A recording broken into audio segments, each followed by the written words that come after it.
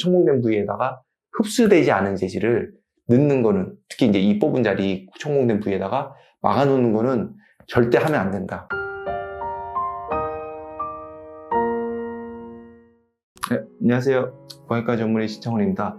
오늘은 그 상악동 천공시 절대 하면 안 되는 것, 그러니까 치과 의사든 환자분이든 이제 약간 좀 다른데, 치과 의사분들이 절대 하면 안 되는 것. 이분 같은 경우 그 하얀 거 보이시나요? 이 치아를 뽑고 천공이 생기니까 이제 치과에서 요 하얀 걸 넣고 오셨어요. 근데 이제 이거를 딱 빼면은 굉장히 지저분하죠. 그리고 그걸 뺐을 때 입안 모습인데, 이렇게 보시면은 굉장히 구멍이 뻥 뚫려 있어요. 지금 상악동 천공 이만큼 되신 거 보이시잖아요. 네.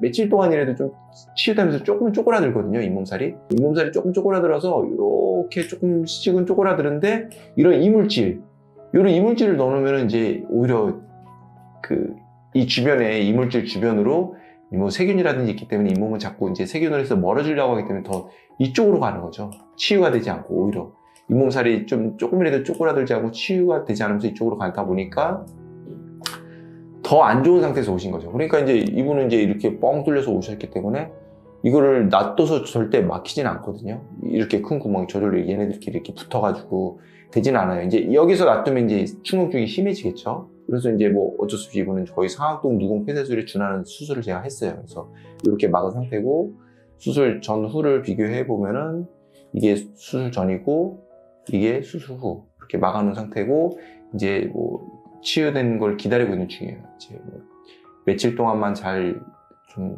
유지가 되면 좋을 것 같고, 이분 같은 경우도 저희 치과에 처음 왔을 때 이런 상태로 오셨어요. 이게 차폐막을 넣으신 거거든요. 흡수되지 않은 차폐막. 제거하고 나면 이렇게 구멍이 뻥 뚫려있죠, 크게. 이분은 굉장히 상악동 천공이 크죠.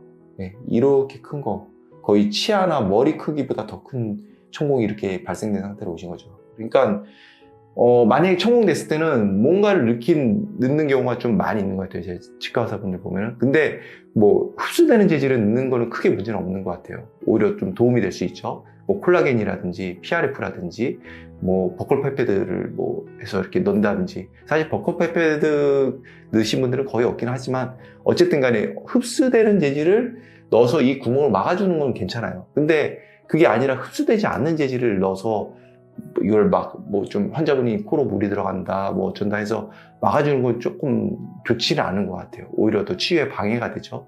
그리고 뭐 어떤 케이스라든지 어떤 뭐 천공에 대한 그런 논문들 보면은 웨이퍼 이렇게 스플린트를 껴서 이게 좀 코로 물이 들어가는 것도 좀 막고 공기 새는 것도 막으면서 치유되는 걸 좀 도와주기 위해서 이제 웨이퍼, 이제 스플린트를 이제 끼는 경우가 있거든요. 이 구멍을 이제 투명 유리장치 같은 걸 끼는 건데, 뭐 예를 들어서 이제 뭐 어떻게 보면은, 이런 장치죠. 이런 장치인데, 뭐 투명한 장치, 교정장치, 투명 교정장치 같은 거를 입안에다 딱 껴요. 그러니까, 뭐 예를 들어서 이제 이런 걸 딱 끼면은 이런 장치가 있기 때문에,